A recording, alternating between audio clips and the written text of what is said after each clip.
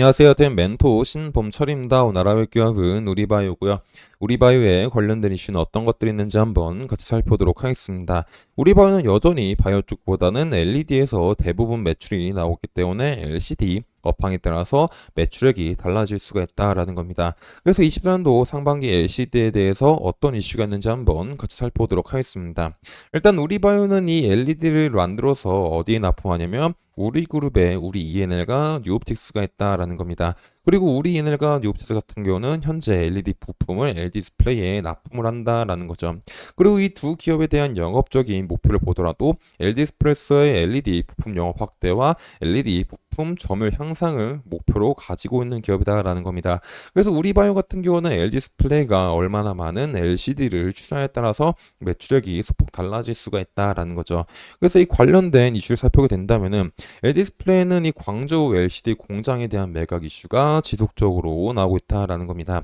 그래서 이 기사를 보게 된다면은 LG 디스플레이의 중국 LCD 공장 매각 작업이 속도를 내고 있고 1일 디스플레이 및 IB 업계에 따르면 LG 디스플레이는 광저우 LCD 공장 매각을 옥션될 방식으로 결정하고 이달만 입찰을 진행할 예정이다. 중국 최대 디스플레이 업체인 BOE와 2위인 차이나스타, 중국 TV 제조업체 스카이워스 등 세 곳이 쇼트리스트에 올랐다라는 겁니다.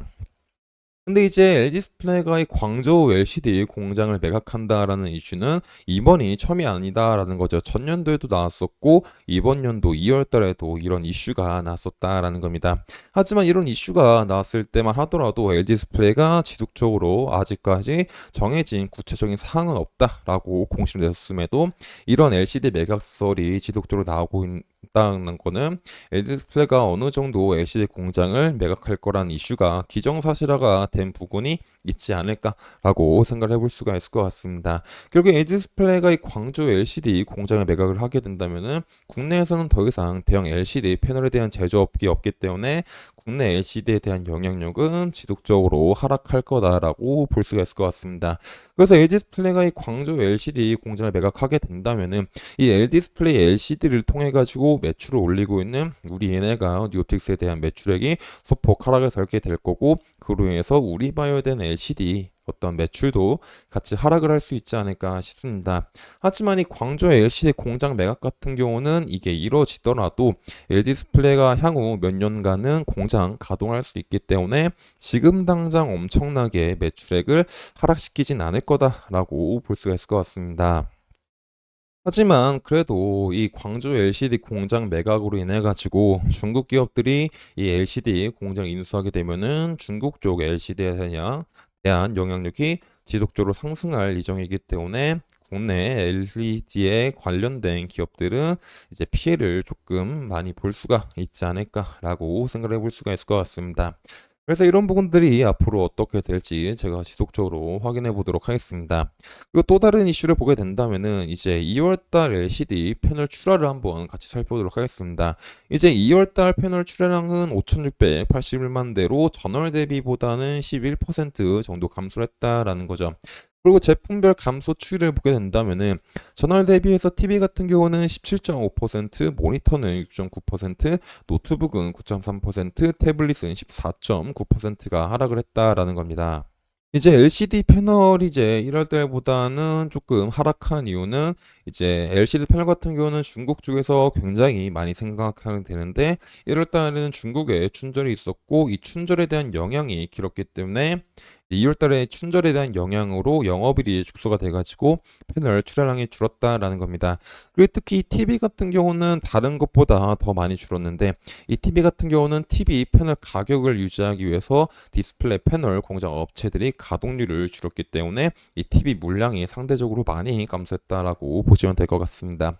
하지만 2월달 패널 출하가 줄어들게 되면서 이 재고에 대한 문제도 어느 정도 소폭은 하락했기 때문에 이제 패널 출하가 줄어들어서 패널 업체들한테는 조금 수익성 측면에 조금 저조해지는 부분이 있겠지만은 이 패널 감산 효과로 인해 가지고 장기적으로 봤을 때는 그래도 괜찮지 않을까라고 생각을 해볼 수가 있을 것 같습니다.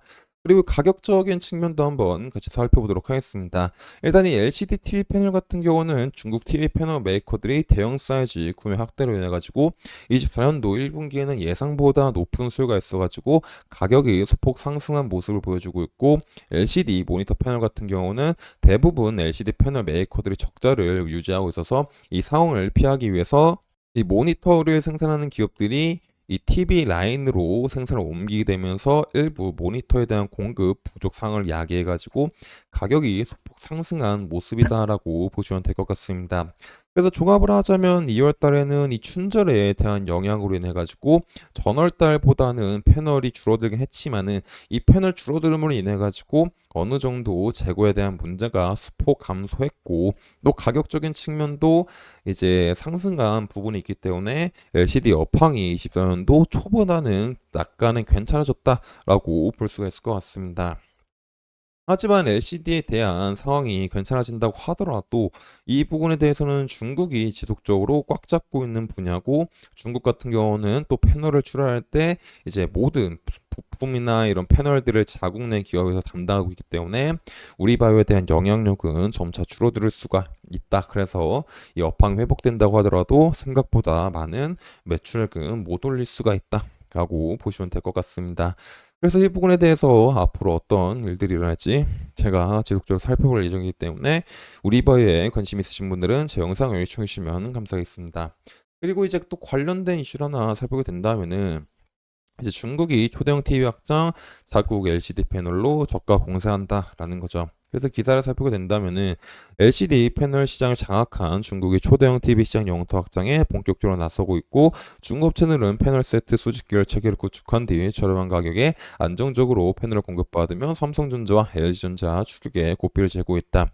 그리고 75형 이상 LCD 패널 출하량은 전년 대비 28.2% 증가할 것으로 전망이 되어 있고, 또 이제 전년 대비 144.5% 증가하여 올해 출하량도 전년보다 76.5% 늘어난 113만 대로 예상이 되지만은 이 부근은 대부분 중국 물량을 통해서 일어날 거다라고 보시면 될 것 같습니다.